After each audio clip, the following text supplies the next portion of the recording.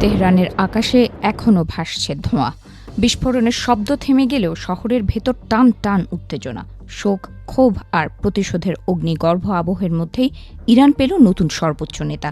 আর সেই ঘোষণার পরপরই বিশ্ব রাজনীতিতে শুরু হয়েছে নতুন হিসাব নিকাশ। রবিবার আনুষ্ঠানিকভাবে ইরানের সর্বোচ্চ ধর্মীয় নেতা হিসেবে দায়িত্ব নিয়েছেন মোস্তফা খামেনি। মাত্র কয়েকদিন আগেও তিনি ছিলেন প্রভাবশালী এক ধর্মীয় ব্যক্তিত্ব এবং নিরাপত্তা বলের ঘনিষ্ঠ মুখ। কিন্তু আকস্মিক এক ভয়াবহ হামলায় দেশটির দীর্ঘদিনের নেতা আয়াতুল্লাহ আলী খামেনির মৃত্যু ইরানের ক্ষমতার কেন্দ্রকে মুহূর্তেই শূন্য করে দেয়। সেই শূন্যস্থান পূরণ করতেই জরুরি বৈঠকে বসে ইরানের প্রভাবশালী ধর্মীয় পরিষদ অ্যাসেম্বলি অব এক্সপার্টস।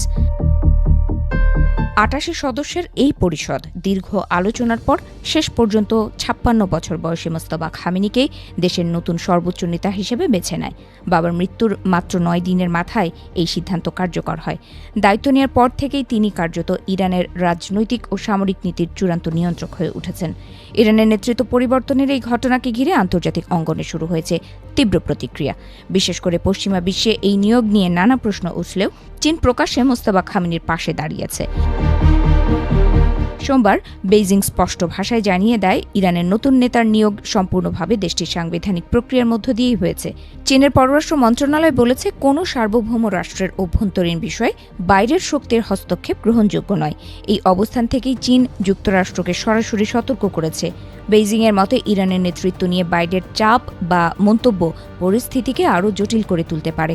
এর আগে যুক্তরাষ্ট্রের প্রেসিডেন্ট ডোনাল্ড ট্রাম্প এক মন্তব্যে দাবি করেন, তার প্রশাসনের অনুমোদন ছাড়া ইরানের নতুন নেতা দীর্ঘদিন ক্ষমতায় থাকতে পারবেন না।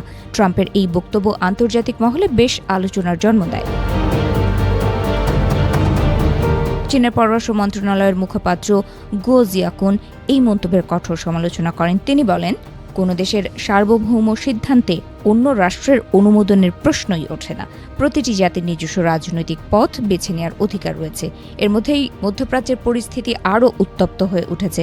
নতুন দায়িত্ব নেওয়ার পরপরই ইরান পাল্টা সামরিক পদক্ষেপ শুরু করেছে। গত কয়েকদিনে ইসরায়েলের বিভিন্ন স্থাপনা এবং উপসাগরীয় অঞ্চলে অবস্থিত কয়েকটি মার্কিন সামরিক ঘাঁটির দিকে ড্রোন ও ক্ষেপণাস্ত্র হামলা চালানোর দাবি করেছে তেহরান। এই পাল্টাপাল্টি হামলার ফলে পুরো অঞ্চল এখন অস্থিরতার মধ্যে রয়েছে। সামরিক বিশ্লেষকদের মতে পরিস্থিতি দ্রুত নিয়ন্ত্রণে না এলে মধ্যপ্রাচ্য আরও বড় সংঘাতের দিকে এগোতে পারে।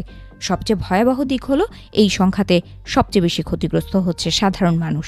হামলা, আতঙ্ক এবং অনিশ্চয়তার মধ্যে বহু মানুষ ঘর বাড়ি ছেড়ে নিরাপদ আশ্রয়ের খোঁজে ছুটছে। চীন এ অবস্থায় দ্রুত যুদ্ধবিরতির আহ্বান জানিয়েছে। বেইজিংয়ের বক্তব্য, হামলা আর পাল্টা হামলা কোনো সমস্যার সমাধান নয়। আলোচনার মাধ্যমেই উত্তেজনা কমাতে হবে এবং আঞ্চলিক স্থিতিশীলতা রক্ষা করতে হবে।